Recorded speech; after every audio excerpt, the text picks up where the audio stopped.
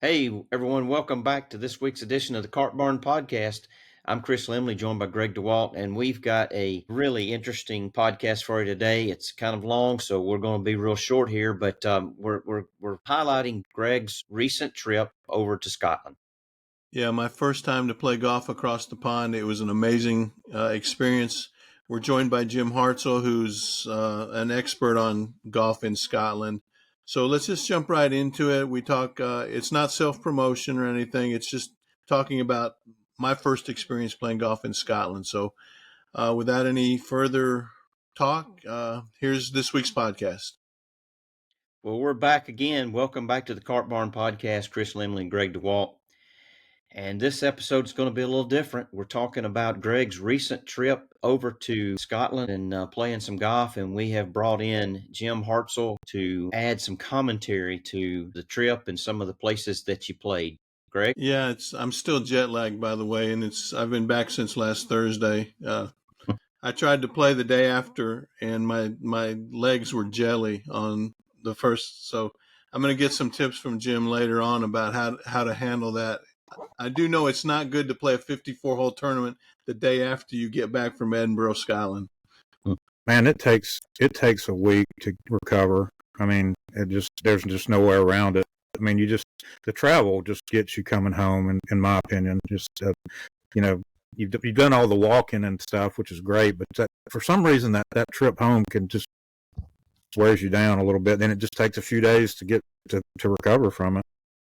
Yeah, it's a 6-hour difference for those who don't know, from Edinburgh to Florence, Alabama, and I'm going to bed earlier and waking up at 4:30 in the morning now, and I usually go to bed at 2 a.m. and get up about 8:30. So I'm just all screwed up, but it's all worth it in the end run. I mean, some amazing golf over there, some amazing people, amazing restaurants.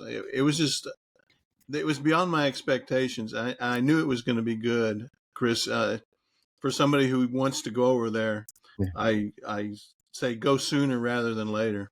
Yeah. But we got there, and we played our first round at Kilspindie, and we were over there for 12 days, played 8 rounds and then a 9-hole round. But I think Kilspindie was like my guilty pleasure of all the courses we played. Just an amazing set of short par 4s, great par 3s, right? Seaside course. I know you've played it, Jim. What are your thoughts on it? Well, the setting for Kilspindie is just amazing. I mean, it's just those holes right on the water. And what is it? What's the one that has the tower you climb up to look? The second? Yeah, all the holes have kind of run together. Yeah. But anyway, there's some blind shots. It's really pure links golf. The time I played it twice, and it just it's always been firm and fast, and it's just a wonderful little golf club right in the heart of East Lothian, with all the big names that are over there, Muirfield and North Berwick, and some of those I know you played. But I think it's a perfect place to start. I mean, I always tell people to find a course like that to start out, and it's not a lot of stress on you, and it's usually it's not overly crowded, and so I was happy to see that you went there first. I think my favorite hole that day was there's a par 4. I think it's number 3 or number 4, with the green is kind of tucked back off to the right, and it's just right there on the ocean. Just a beautiful golf hole, and that playing there really got the trip off to a great start. How was the weather that first day? I packed for snow, I packed for ice, I packed for wind, and we ended up wearing shorts every day except one. Came out of my pullovers usually by the 5th or 6th hole. It was amazing. The last round we played at Jim's favorite course, Denaverty, was the only day that we had a little misty rain and some wind. But other than that, it was absolutely perfect.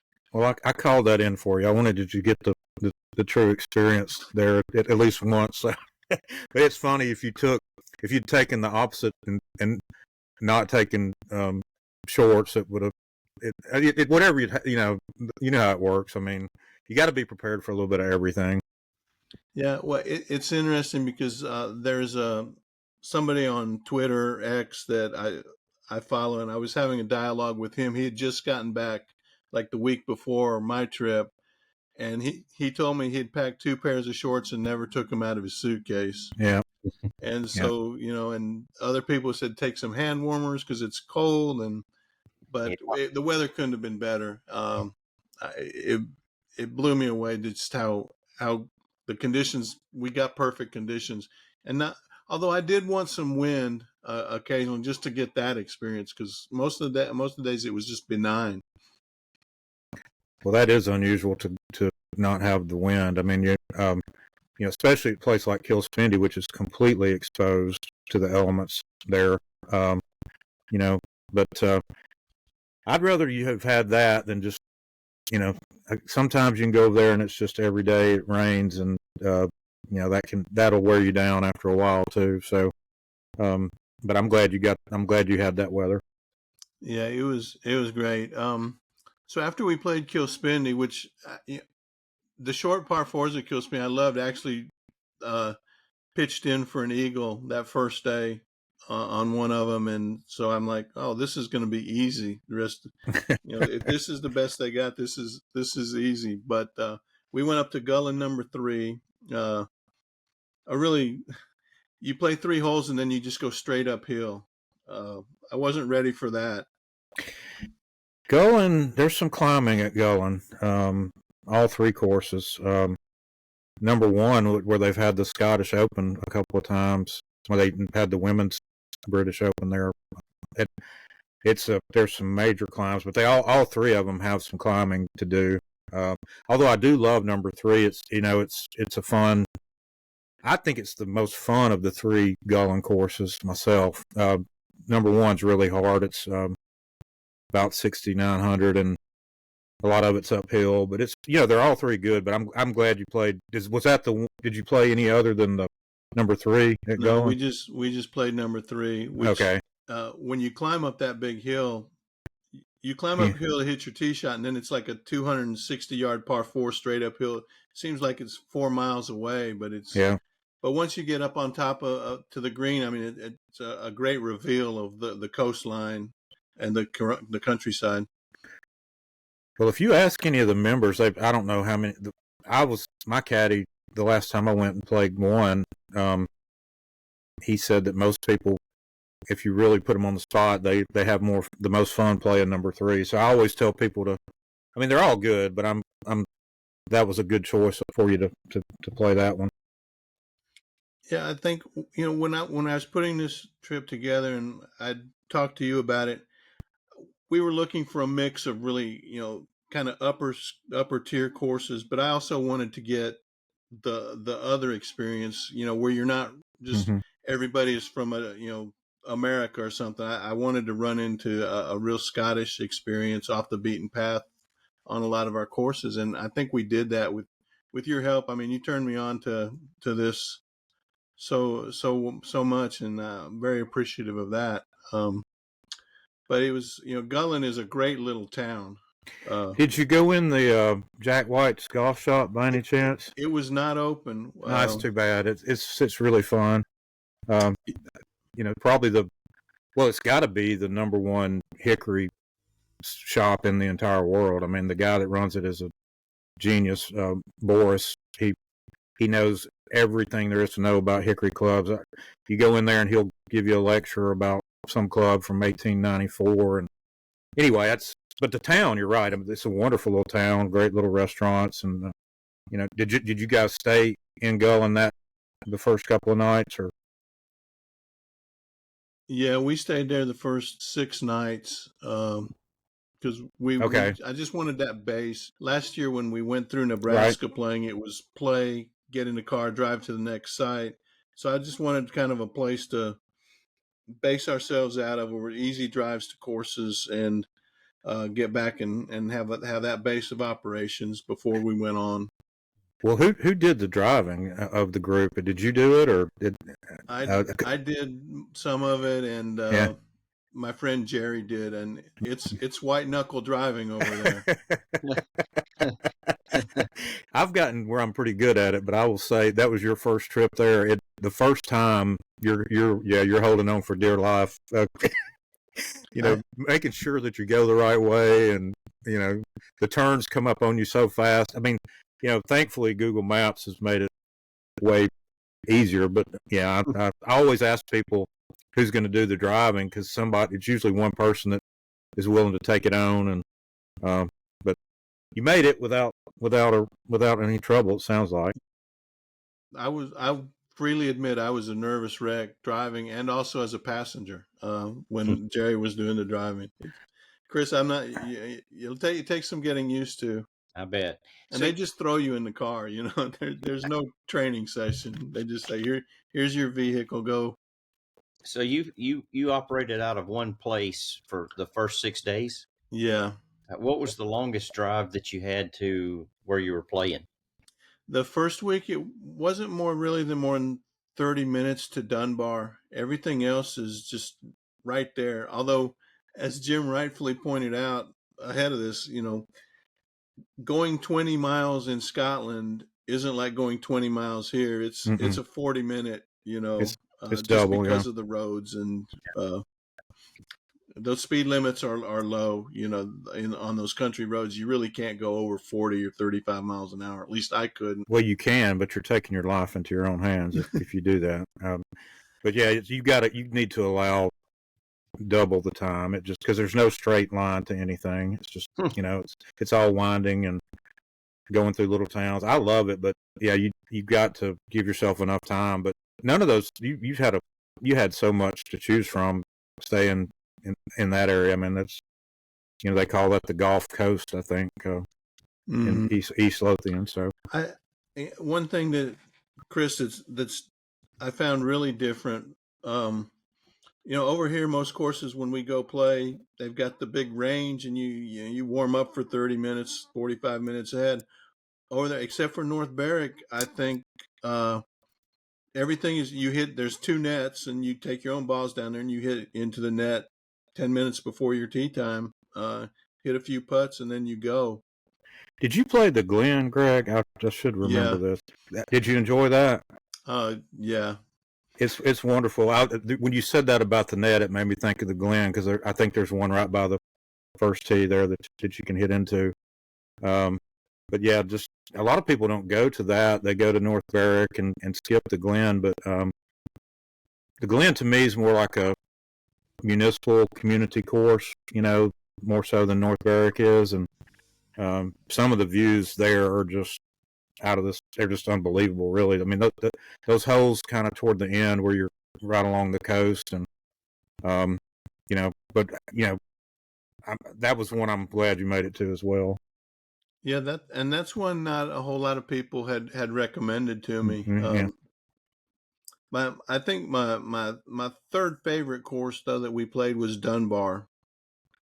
Just again, the views reminded me a lot of like Bandon Dunes. Just you're high above the coastline. You're not right on the beach, so to speak, and just amazing views, amazing golf course. It is. I mean, I've heard it called the Pebble Beach of Scotland, which I don't know is a fair comparison, but it's definitely up there as far as a really good golf course. It's a tougher course to me. I've only played it the one time, and it's been probably 20 years, but I have fond memories of some of those views, and right there on the ocean. Chris, you mentioned you want to get over there because of your heritage. When you think about Scottish golf, what kind of do you think about? Well, just what you see on TV from the Scottish Open and the British Open, or the Open. I think seeing a lot of coastlines and inclement weather is probably what I would picture as Scottish golf. Yeah, the Women's Open that was just at Royal Porthcawl, to me was more. It's in Wales, but it was more of a Scottish type links than the where they played at Portrush, which is a great course in Ireland. But just watching it over the weekend, it reminded me of a lot of the older traditional links. But I really enjoyed that, and they did have some of the conditions yesterday at least. What I really loved, and I'm by no means an architectural expert or anything, but the courses seem so simplistic, but they're so complex when you break them down. And when we were playing North Berwick, my caddy Graham, who's married to Katrina Matthews, uh, we were talking about these bunkers have been there for going on 200 years. They've never moved them, and they're still relevant in today's game. Yeah, I mean, let's talk about North Berwick. It's a favorite of a lot of people. I know it's their favorite course in Scotland, and it really is fun. I mean, it's got that first hole is great. That first par 3 you come to, I think it's the fourth. 10, 11. My favorite part of it is 10, 11, 12, 13, 14. Is just in 14 is just a great hole. And then of course that green, the 16th, one of the craziest greens in the world with the big dip in the middle of it. And yeah, I mean, how did you get on with Graham? He caddied for me. He's actually in my book, and what a nice man, and he just loves being out there caddying and talking to people, I think. Yeah, and by the way, I name dropped you throughout Scotland. If people didn't know you now, they do now. Well, I hope that got you a tenants or something, or at least got you treated nicely by people. I really expected to see a portrait of you in Denaverty and McRahanish in the clubhouses, but there wasn't. Well, we're working on it at Denaverty. We'll see. But yeah. Going back a little bit to the architecture, when you think American golf or modern American golf, you see all these courses with expansive bunkering, and over there, I mean, those pop bunkers aren't big at all, but the way the lay of the ground, your ball just funnels in. If you miss hit a little bit, it's like a magnet, and the bunkers are penal, no doubt. Yeah, it's like a slow, steady death because you can watch the ball just keeps going and just funnels right into them. And if you're in the fairway bunker, I mean, it's basically a one-stroke penalty, if not more. Around the green, you can have a shot at times if you're in the middle of the bunker. But you might have to play out sideways or backwards. It's just it's a true hazard, and I think it's good. I mean, it's just that's the way that bunkers are meant to be. Pros now, this is no revelation, but they aim for bunkers on the PGA Tour, so they can because it's an easy shot for them. It's not over there. You don't ever hardly aim for a bunker over there. Yeah. So Greg, how many fairway bunkers did you find yourself in? I made it through the first 2 rounds. Through 16 holes in my second round, I had not found a bunker, and I was happy about that. And then when I got to North Berwick, it seems like I was in every bunker on the course. Again, I wasn't hitting terrible shots. It wasn't my best ball striking round, but Graham was actually kind of smiling about how many bunkers he had to rake after me. But he's a terrific guy. He plays to a 2 handicap at North Berwick, he told me, and said his best round there is 67. But we had 4 really good caddies that round. Jim had recommended caddy at North Berwick, and I can see why. The first time you need one there. I mean, you might get a little confused, and even on that first hole, if you don't know exactly where you're going, you might hit to completely the wrong direction on your second shot. So I always tell people, at least the first time you play North Berwick or some of these other ones, it's very helpful to have a caddy, and it's fun too. I mean, they add a lot to the experience from my experience. One of our caddies, Scott, he's at the University of Edinburgh, and he was telling us he's dating a girl from South Florida, and he had just gotten back from Miami, Fort Lauderdale, and we were having some fun with that. His girlfriend goes to the University of Edinburgh right there but it was, and then we had two other caddies who were really, really good. So that just really enhances the experience. You don't have to have them every day, but when you pick and choose, it really, really enhances the experience, and you get a little insight into everything. Graham was telling us it's like, for him, it's like £2,000 to be a member at North Berwick, which is, what is that, like $3,500 American something? You couldn't touch North Berwick over here for less than a $30,000 initiation fee and $700 a month dues. Yeah, I mean, don't get me on my soapbox. I mean, I've been a member. I was a member at McRahanish for about 15 years, and I've been a member at Denaverty for several years now, and I think Denaverty is about, for me, it's about $500 a year. And I go over there at least once a year, and I more than make up for that in just being there, a week or 4 or 5 days. It's just a different mindset. I mean, the golf is a community game, and it's what people do, and it's the center of the community a lot of times, and it's just always, at least the Scottish way, it's always been affordable. And they do, the only reason, like at North Berwick, they can do that is because of visitors, the visitor fees that they bring in, which, North Berwick has gotten pretty, I think it's £360 now for a round. At least it was last time I was there, which is a lot. But that helps keep the member cost down, which is wonderful. Yeah, one thing I noticed too is there were so many women playing and young kids playing during at peak hours.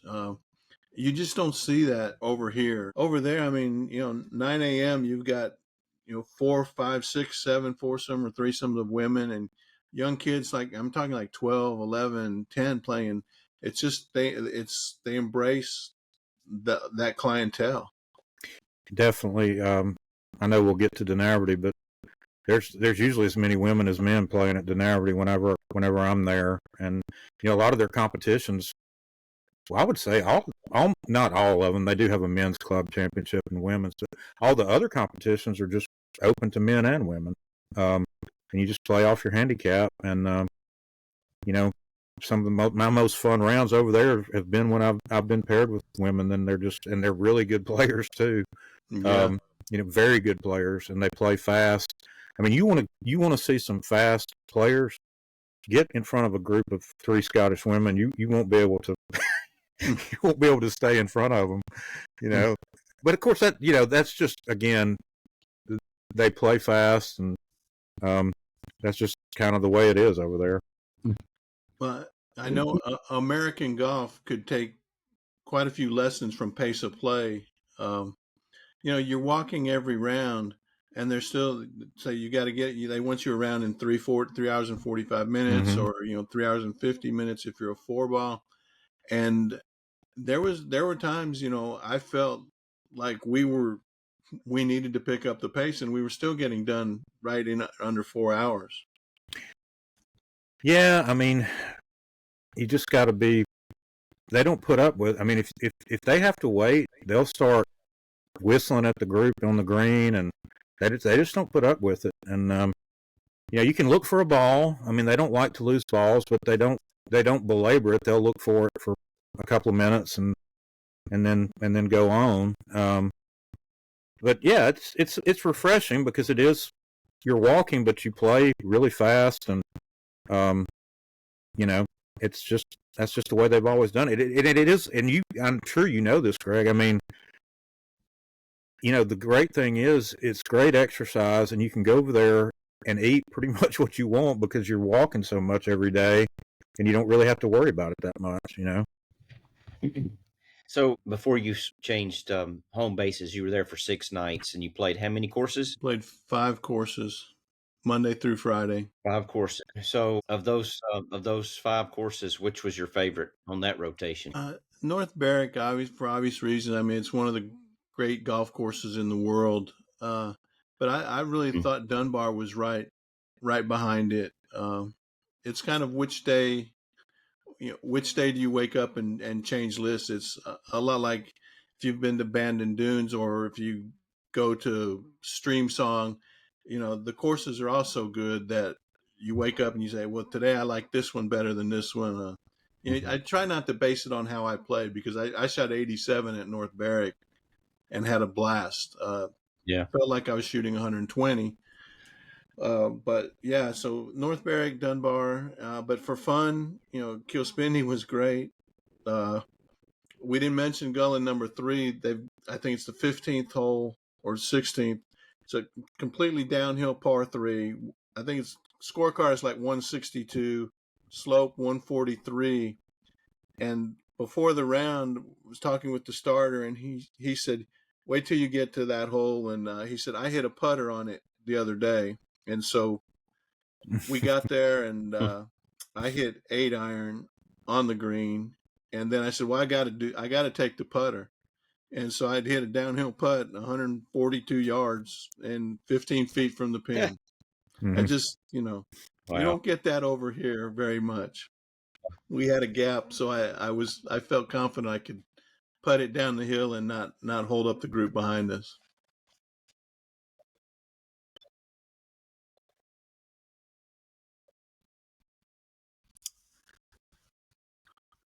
So Jim, give us your assessment. You've been over there more times.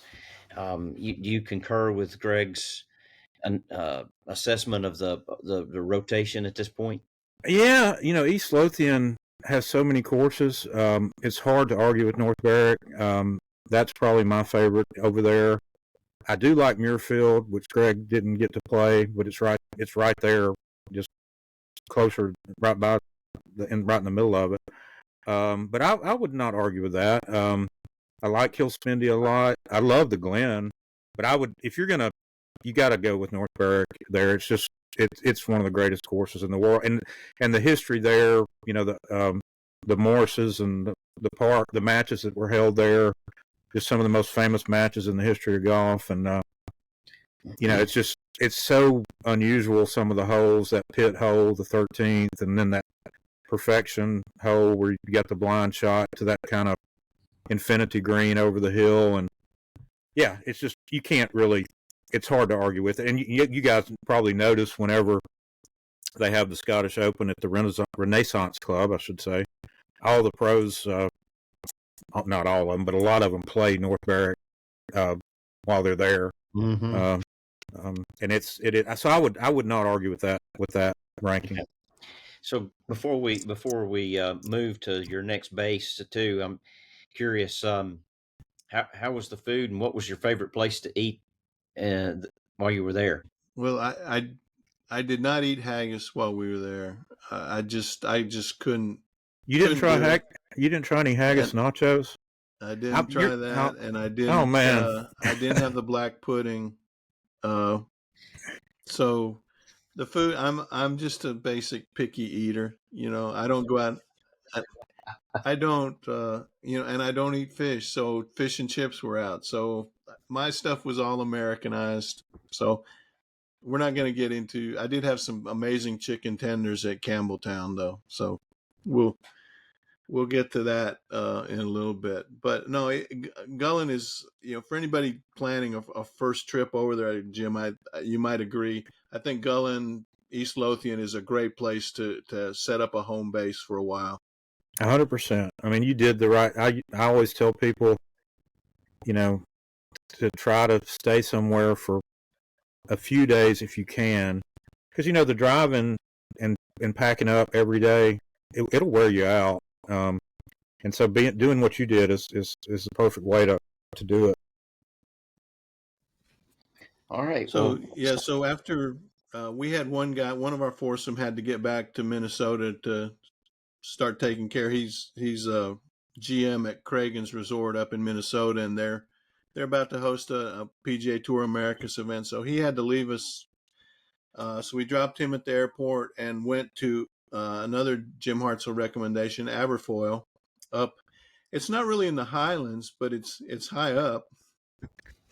Yeah, it's in the Trossachs, which is a beautiful region, the Loch Lomond and Trossachs area, and it's almost it's just it's hard to describe, but the trees and the flowers and just the landscape in that area is very, very unique, and I was very happy that you made that detour to get up there, because I've written about that place and gotten to be good friends with the gentleman that was the captain, William, and he is so, they love the place so much, and they need more visitors. So I know they were happy. William was texting me that day, like, how did Greg like the course? And so how did you feel about it? It is a tough walk. I mean, I will say, I mean, it's up and down and up. Yeah. Seems like it's all up, to be honest with you. But the first hole is so unique because, and I don't do a lot of advanced scouting on courses. I kind of like to not have an impression until I get there. But the first tee shot, the fairways slope severely left to right, and then you can't see the green, and you walk up into the hill, and the green is like right over this huge mound, and I don't want to say it's disconcerting. It's just different. We don't see that over here. And it's a punch bowl green too, so you can hit it on the right or left, and it'll funnel down if you hit the right club. I mean, you're right. If you don't go up there and look, you're gonna fly that green by a lot, because you don't have any idea, how close it is there. Aberfoyle is a course you really need to kind of play it a few times to get the gist of where you need to hit it, because it slopes. It's in the side of a hill, basically cut in the side of a hill, and the ball will roll forever. If you hit it down the middle, you're going to end up in the right rough a lot of times, and not just on the edge, but way in there. I liked it more than my two playing competitors. They didn't play particularly well. The fourth hole was kind of an enigma to us. It's a 250-yard par four up a hill into a sloping fairway. You can't drive it. And so we really didn't know how to play that. I think all of us double bogeyed it. How about that Real green, narrow though? Green. The green is incredible. Yeah. And then to follow that up, you got a 227-yard par three that none of us could reach with our drivers. But it's the par threes at Aberfoyle were really good. The 10th hole is a spectacular 125-yard par three with trees and a stone wall on the left, front bunker guarding it, and a stream and some trees on the right. Just incredible par three. I would put the 10th at Aberfoyle up with any par threes that I've played.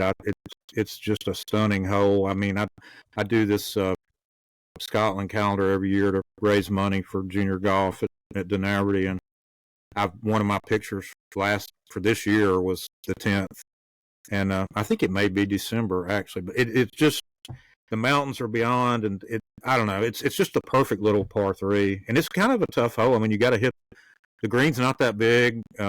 If you're short right, you're down in the burn. I hit it over the wall the last time. You can play from over the wall. There's a tee over there, but it's the kind of hole that you only see really in Scotland, in my experience. Mm-hmm. It's and Aberfoyle also is my first encounter with an honesty box. And again, Chris, these aren't fancy clubs. They call it Aberfoyle Golf Club, but it's basically a cement building with some, bathroom facilities, a small main room, and our tee time was 3:00, and there was nobody manning, the front counter, and you just go back there and you put your money in a little envelope, tell them who you were, and get a tag and put on your bag and go. It's just incredible. I try to picture an honesty box at the Robert Trent Jones Golf Trail or something like that, and it just doesn't work. No, I don't think we have enough. We don't have enough honest people. I don't think for it to work. But it's, there it's just people don't think twice about it, and it's just the clubhouse there. They're right now. It's really not.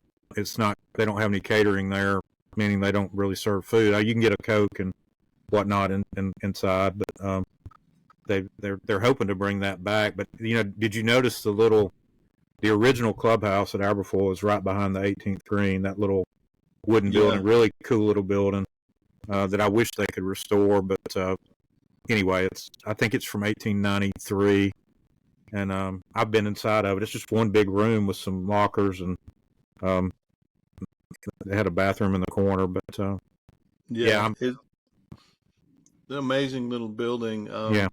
The other thing we noticed about, and I didn't see the sign, but we looked for some balls because obviously we had balls rolling into the rough, and then after the round was over, my friend Jerry noticed there was a sign, "Beware of adders," which is apparently a fairly poisonous snake. We were oblivious to that. We didn't encounter any, but it gave us pause. Yeah, I have actually seen one there, and I've played with William a few times, and he always says to look. There's a few places where he says don't go in there and look for a ball. I mean, it's not like here, like at Sweetens Cove where you might find a rattlesnake or something, but those things are pretty poisonous. I don't think they'll kill you the way a copperhead or a rattlesnake will, but you'll have to go to the hospital. Yeah, so it was interesting. I like it. The little town Aberfoyle. We stayed there Saturday night at the Rob Roy Inn, which is an interesting experience. But it's just a charming little. I think my friend Jerry called it the Gatlinburg of Scotland because there were so many people wandering around the day we got there and eating outside and stuff. Yeah, the Rob Roy is just a minute from the golf course, if 2 minutes at the most. I mean, it's just right there, and a bigger hotel, but the little town is wonderful. There's some nice shops there, and I've spent a good. My wife went on one trip with me, and we spent a little bit of time in the town there. And you're right; it's kind of you're in the mountains, and you feel almost it's different than some of the other places we've talked about. Yeah. So we stayed in Aberfoyle for Saturday night, and then made the long and winding road trek to Campbelltown, which is right near McRahanish and Denaverty. And I didn't know some of the history of this, but Linda McCartney loved the area. Campbelltown it's on the west coast, I guess you could call it, of Scotland, and she enjoyed it. She enjoyed being out there. I guess Paul McCartney wrote the song. He took a wrong turn trying to get to Campbelltown, and that's where the song "The Long and Winding Road" came from. And people were making fun of him for taking the wrong turn and finding this winding road. Well, he had a farm there. He and Linda McCartney that they lived in for off and on for years, and it's up on a hill. When you're on the first tee at McRahanish, you can kind of see it in the distance to your left. It's really sort of overlooking more of McRahanish Dunes, but I don't know how many acres. He still owns it, and he's bought up more and more acres. Last time somebody told me that he had over like 1,200 acres up there, and I think his daughters, one of his daughters, Stella, and they still go up there some. I don't think he goes any, but there's a statue of Linda McCartney in Campbelltown. I don't know if you came across it, but it's right there in town. Yeah. Yeah, I went looking for it one day. I didn't see it, but Campbelltown's just another wonderful little charming seaside towns. It's just it's I don't know what you could compare it to over here in the U.S. or in Alabama. It would be. I can't think of anything that you could. Not in Alabama. Maybe up in the Northeast. We kind of saved McRahanish and Denaverty for the final leg of our trip, and McRahanish is just amazing. It's right there with North Berwick for me. as far as my favorite on the trip. Jack Nicklaus calls the opening hole the greatest hole in golf. You hit over the beach, carry. You can cut off as much as you think you can, but you've got the ocean right there, and just a wonderful golf hole. I made 6.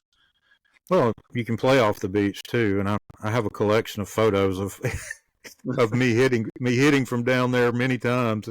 It's so easy to just hook it a little bit, and you're just it's there's plenty of room to the right, but it's just an intimidating start because you're hitting over the ocean and the beach, and the wind almost always. I don't know what you got, Greg, but the wind. I've never played McRahanish on a calm day. You may have gotten it, but it wasn't terrible. But yeah. I took a safer route over the beach. Kind of bailed to the right and had 210 yards into the green and hit a pretty good shot. And then I found out there's a hidden bunker, green side, just short of the green on the right.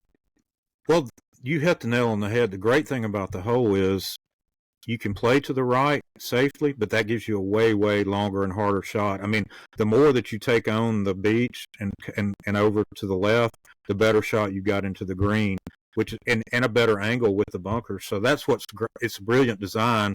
You could hit it miles to the right but you're just going to be so far from the green when you get out there. You'll never get there in 2. So that's one thing that's good about the design. It just really you can take on. If you take on the challenge, you're going to have a better shot, but you might wind up down on the beach and just trying to get it back in the fairway. Yeah, so I was trying to play, and actually, that was one of my better rounds. I shot 77. That's very good.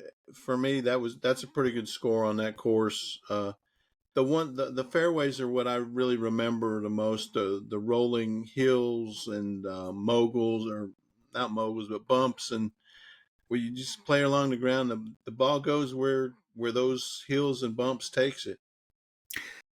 Yeah, I've written this a bunch, but in my view, the 3rd through the 9th at McRahanish is the greatest stretch of natural links land in the world. It's just it cannot be created by man, or there's no way you could create that. It's unbelievable, and like 5 and 6, like it's a little bit hard if you've never played it, like knowing where to hit. There is a marker pole generally, but you stand on some of those tees and you're like, where in the world do I need to hit this? And there's a lot of room. There's more room than you think, but you got to sort of know the direction. And the rough there is usually pretty brutal too. Yeah, it's an amazing course, Chris. You would love it. And again, Scottish golf, you get to play along the ground so much approach shots because they don't overwater. There's no really fairway irrigation. And over here, we're watering the greens, we're watering the fairways, the ball's hitting and stopping, and the creativity. There's just not as much creativity in general over here in America than in Scotland. Yeah, that fescue grass can withstand so much. I mean, most people, my friends over there, love it when the course turns brown and the ball rolls out. And, I've played McRahanish in that, and it's just pure fun because, like you say, you can take a little 8-iron from, 160 and hit it about 5 feet off the ground and just, those kind of shots that we never can play here because the ground's never going to get that drive, generally. And the grass, Bermuda grass that we have doesn't lend itself to that, right. Generally to that anyway. You learn to play it. Another thing about McRahanish, you always are hearing the roar of the sea in the background. You may not see it, but it's always there. It's ever present. Just really neat. Something we don't get here in Alabama. You don't hear Lake Wheeler, the roar of Lake Wheeler. No.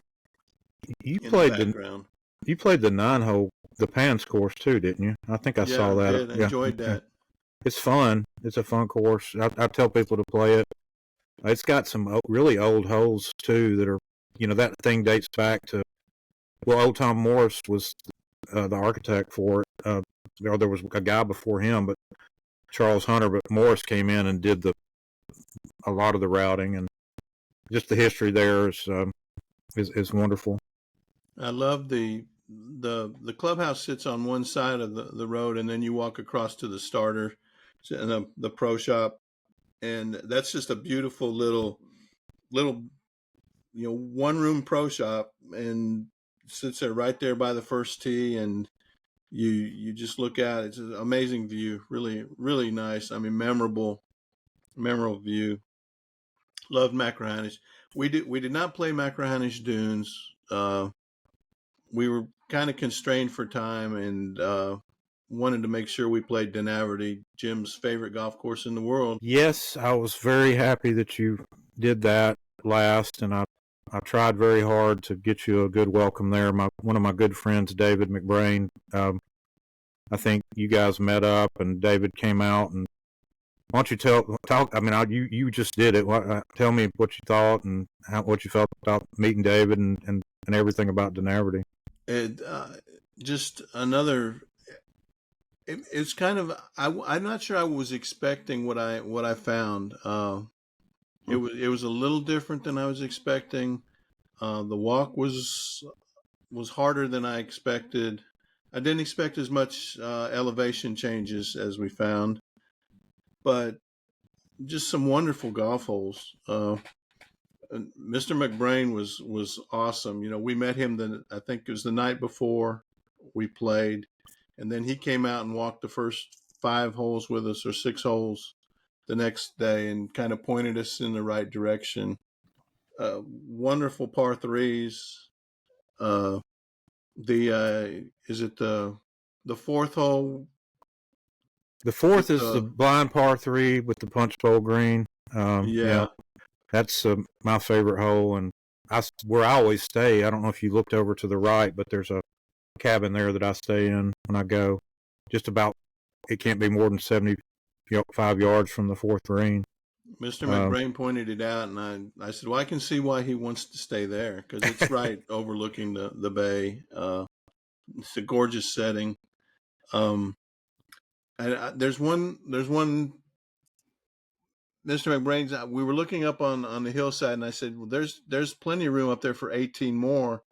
And he said the farmer that owned the land, or past farmer, said if he had his way, Denaverty wouldn't be a golf course; it would still be a farm. Yeah, I've written about this a lot, but originally the entire property on one side was owned by one farmer, and then on the other side of the river is still owned by Macrabeg Farm that the club leases from. I think so. It'd be 1, 2, 3, 4, 17, and 18 are all on that gentleman's land, although they have a very good relationship with him, and they've got a long-term lease, and there's no animosity. But the holes on the other side they bought, I mean, Lord have mercy, 100 years ago, but it was owned by a farmer, and I think it's the same family that owns that land you're talking about now that you said is up on the hill. So eventually they may buy the rest of it, but they've got a good relationship, and it does.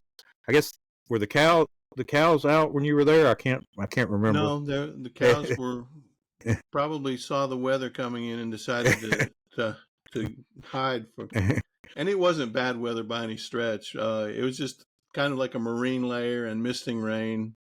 I think I put my rain jacket on twice and took it off like within a hole. But we couldn't see Ireland. We really couldn't see the real good vistas that Mr. McBrain told me about. Yeah, the 11th tee when you climb up 10, that's my spot that I love so much. And usually you can, on a clear day, you can see Northern Ireland just very clearly. And but I can imagine if it was misting like that, you wouldn't. You might could see down to where the cabin is, but that's probably about it. I was playing pretty well, and then we got to the par 5 on the back 9 cemetery, and that's where my game died at. Appropriately, you've got a lot of room to the left, and of course, I flared my drive right into the pasture land and donated it. Well, there's a 5,000-year-old standing stone to the left of that fairway. I don't know if you noticed it when you were walking down, but I think that's why it's called cemetery. Although nobody really knows what a lot of those standing stones were meant for, but it's a listed historical site, and I always joke to my friends, Robbie, if I'm playing with him, or David, that thing is a magnet. I usually hook my ball right toward it, it's in the rough too. And if you get in there, you just honestly, you know if the ball doesn't bounce you just might as well not even look for it when it goes in there. Yeah, it's but Chris, it is a really nice par 5 green, kind of a blind second shot between two kind of hills, and green sits down there, and I was disappointed. I walked off that hole with 7 just because it's your one par 5 on the course. And again, for folks who haven't played in Scotland, 72 is you don't run into a lot of par 72s. Denaverty's par 66, I think, right? It is 66, yes. But I don't want to get on my soapbox here, but I think I've told you this. It's par 66, but I would challenge you to shoot even par on that golf course if you're a good player. I mean, you're a pretty good player, I know, and it's not easy. No, by any means. I shot 11 over and was pretty, came off there feeling like I played okay. Yeah, you did. That's a good score. When we were leaving, there was a couple of guys showing up, and I heard they were from the U.S., and I heard them talking about the course, and they were saying, well, which tees should we play? And I said, well, play the white tees, the metal tees. And we happened to run into him that night at dinner, and the one guy is apparently like a +1 handicap, and I said, what'd you shoot? And he said 5 over 77, 5 over, I said, well, it's a tough little track, and he agreed that it was a lot tougher, I think, than he was anticipating. A lot of blind shots. And well, I got to mention the 17th hole with the river. To me, one of the toughest par 4s.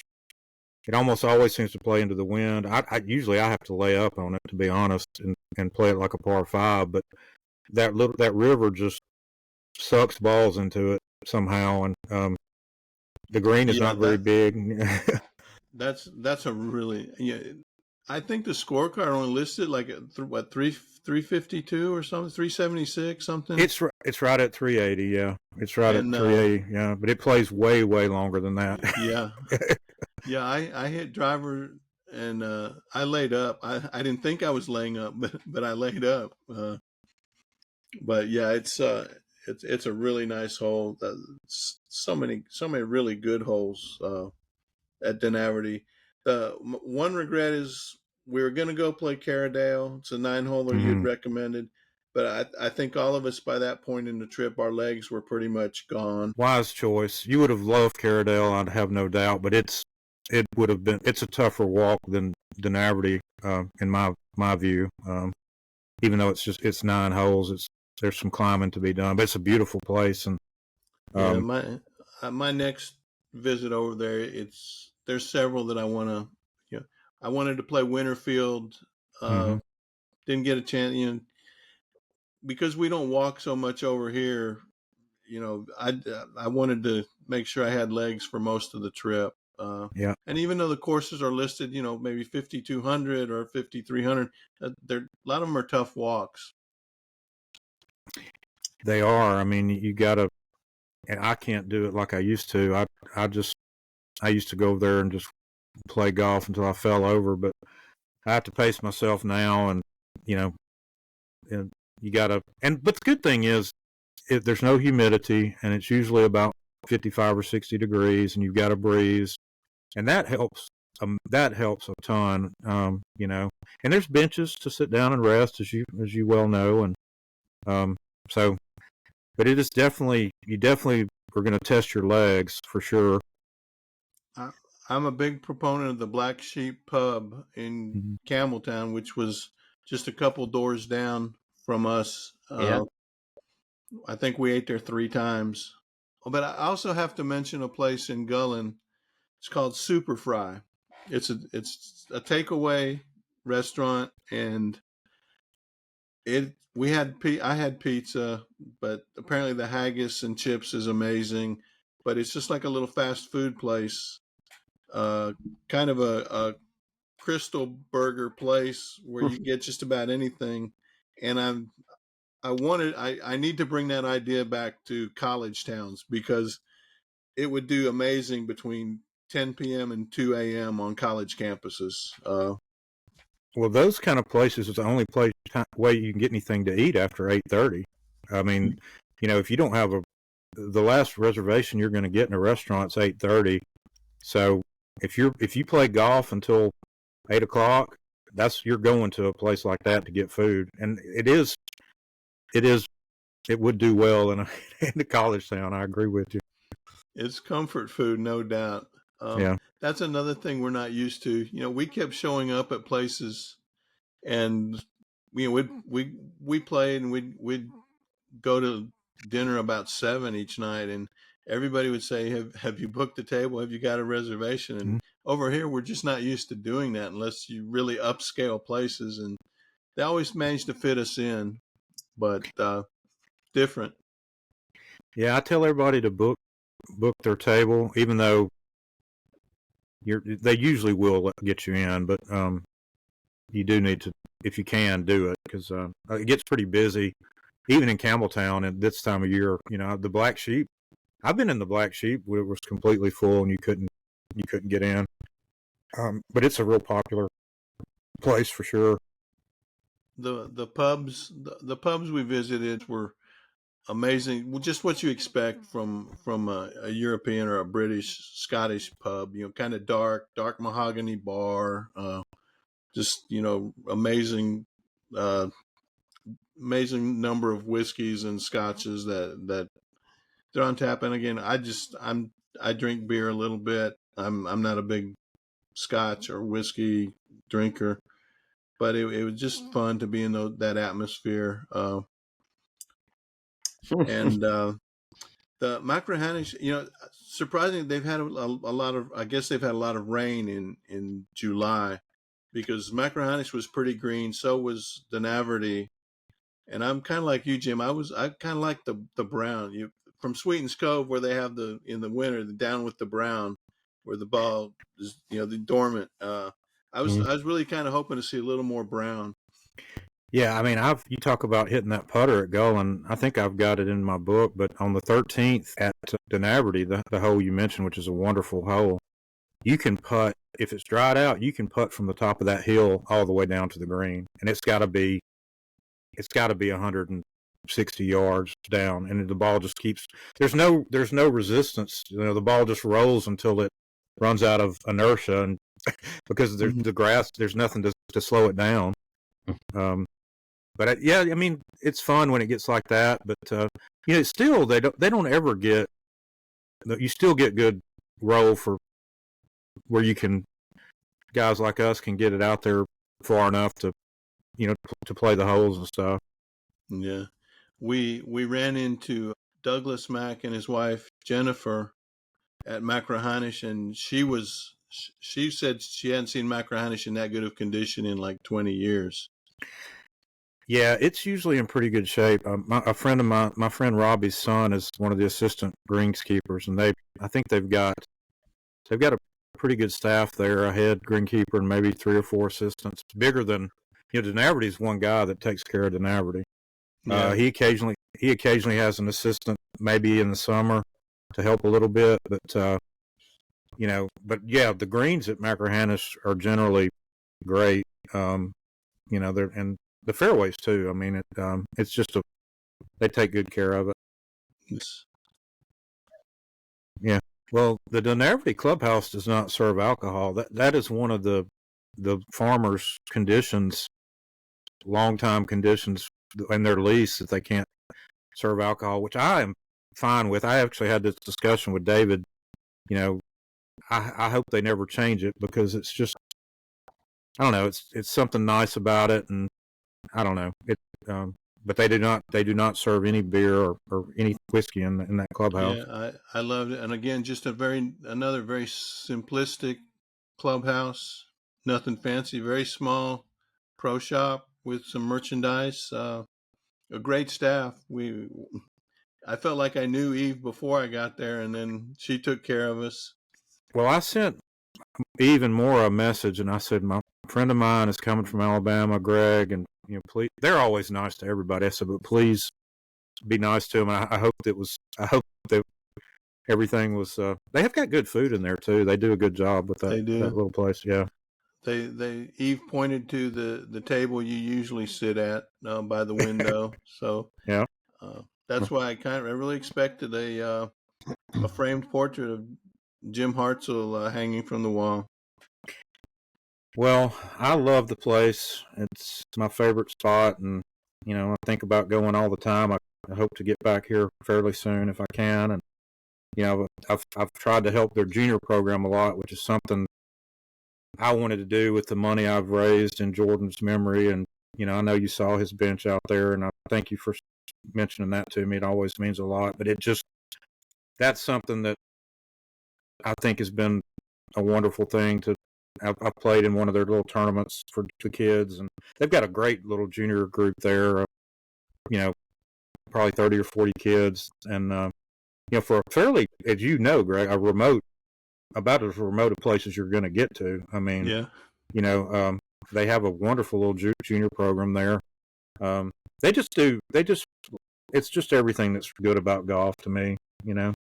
Jim, I can see on your face as Greg's been talking about some of this stuff, the love that you have for that place, and hopefully you're able to get back over there really soon. I'm gonna give it my best shot. I've been once this year, and some years I get to go twice, and I'm hoping that maybe that I'll get lucky and be able to do that. And but it's I'm lucky that I'm at a point in my career where I can take off a little bit and go, and it's not. It takes, as you guys know, it takes until you get to our age till you can actually be able to do that. It's just the way the world is. But so yeah. Greg, what was your merch budget? I was fairly conservative. I bought a bucket hat from North Berwick. I bought a bucket hat from Denaverty, some ball markers. I bought my nephew's son a cap from McRahanish. So I didn't go overboard. I'm not a big, I don't have to have something from everywhere I play. I think my guy on Twitter, he said he recommended getting flags from a lot of places. Saves a lot of room. But we live in a small house. I basically would have to create another room to put up flags and stuff like that. So it was generally on. I bought a shirt from Denaverty also. So the prices were better at Denaverty than they were at North Berwick. Well, they usually have my books in the Denaverty, but Maura told me that they sold out, and I'm actually hoping to get them some more. But they've been great. I took 20 over there in April, and they're gone. So they've been wonderful. They've supported my writing and stuff, and I know we're probably getting close to the end, but I do have 2 stories in this current issue of Link's Diary, Greg, that just came out that are both on Denaverty, so you would enjoy those if you get it. But there's a story about the 5th hole, and then there's just a story about the oldest member there, a wonderful man that I played golf with, and 86-year-old gentleman named Sandy Watson, plays 3 times a week walking and can still play great golf. And so anyway, I just wanted to throw that out. If anybody goes to thelinksdiary.com, they can order that. I think it's issue 12. It's just come out about 2 or 3 weeks ago. Yeah, I wanted to also plug your book, When Revelation Comes, Jim Hartzell's saga ode to his son Jordan, about finding himself in Scotland, and it's a wonderful book. It's so Yes, wonderful. I gave my first copy away and never got it back, so I bought another one to have it, and it really was an inspiration for my trip over there, talking about the wonderful people and the golf. So, buy it. You can get it. Back Nine Press, I think, is where it's at. Back9press.com, and yeah, it's available there. You can get it on Amazon and a couple other places. But if you do, it's better if you order it from the publisher. But a lot of people have gotten it from Amazon. It's fine, but it's a little bit better deal for the publisher if you get it from them. But the one I'm working on now, Greg, is it's called A Round of Scottish Golf Courses, and it's going to be, and we're going back to what you guys were talking about at the start, or earlier, where you were asking Greg to rank his courses. Mm-hmm. It's going to be my 18 favorite courses in Scotland that I've played all these years, with some other stories sprinkled in. And I'm looking to this. I was hoping to get it out by the end of the year, but I've just, with all these other stories I've been writing, it's going to be spring of 26. It's looking like it's going to come out.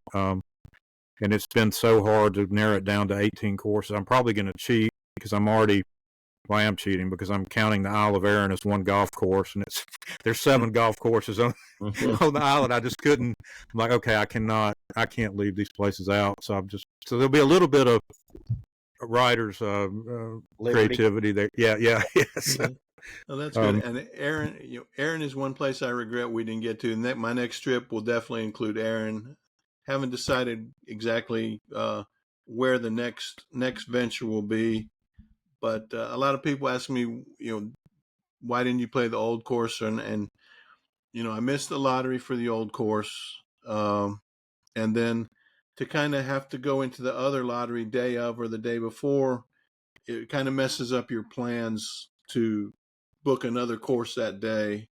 So that's kind of why we didn't. I will say this: as far as I'm concerned, you took the perfect first Scottish golf trip.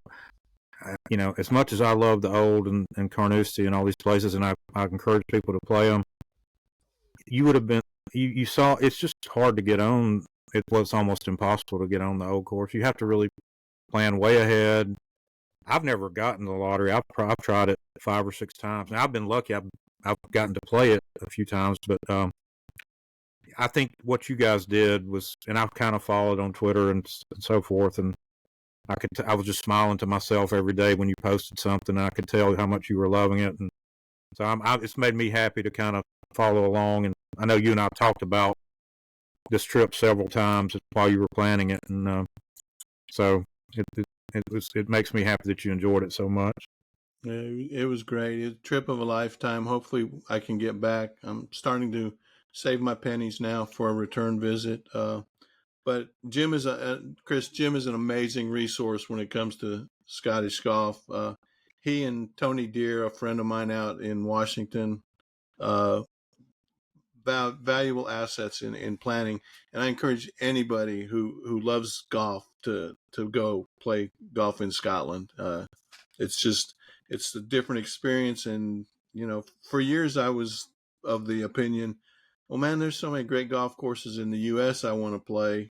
Why don't I take those first and then go see what I can do? But after visiting Scotland and playing over there, I wish I'd been going for 30 years. Yeah. Well said. So that's kind of a good place to end this, because we could go on and on, Jim. We could, and I would never shut up, and we'd keep going. But I thank you guys for having me back on, and I've enjoyed your podcast. Plug your podcast too while we've got you. Yeah, thank you for reminding me.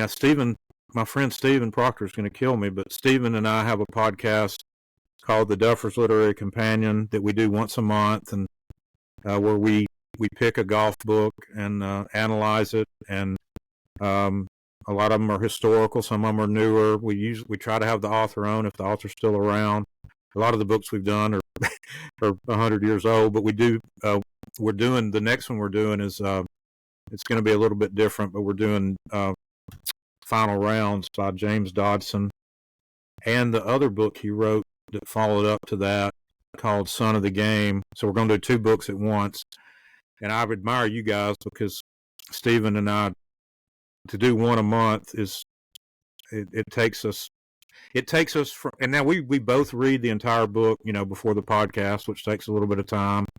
And I still have another job that I do too. And, but I admire you guys for getting out as many as you have. But we have a ton of fun with it. We hear from people from all over the world, and so we're actually recording that one, the next episode on Saturday. So I've got some prep work to do this week, because you guys know, I mean, you can go into these things blind, but it's not the best way to do it. You need to think about it a little bit before you start it.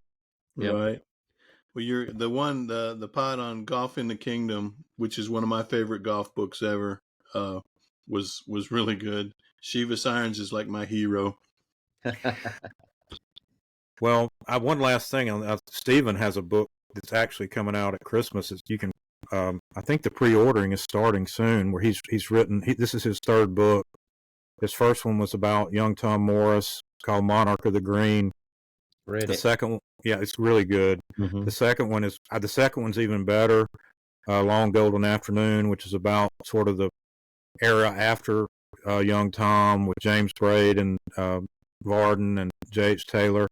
But this one is called Matchless, and it's about the start of women's golf, and it really focuses on Joyce Weatherwood, who many people consider to be the greatest female golfer of all time, and Glenna Collette Vare, Glenna Collette at the time, who won. Stephen would know this. I don't know how many U.S. women's amateurs, and anyway, I read the first draft of it. I was lucky to do that, and honestly it's probably my favorite of the 3. So I'm putting in a little plug for my buddy there, but he has worked hard on it, and I encourage people to, when the pre-ordering comes out, it does help the authors a lot when you pre-order the books. It just makes a huge difference. So just throw that in. Okay. Good deal. Well, Jim, thanks a lot for your insight and all your help. And again, when Revelation comes, The Secret Home of Golf about Sweetens Cove, Golfer's Journal, Link's Diary, Jim's everywhere, and he has a real job too. So. Yeah. Well, good to see you guys. Thanks again. Jim. Yeah, thanks Jim, for coming in. Well, I hope you enjoyed this week's edition of the Cart Barn Podcast with Gregg, highlighting his recent trip over to Scotland and some of the places that he played and places that he ate and saw, and the plans to go back again. And we want to give a special thanks to Jim Hartsell for jumping on and providing his expertise and knowledge about the places that Gregg played. So thanks again for listening, and catch us again next week on the Cart Barn Podcast.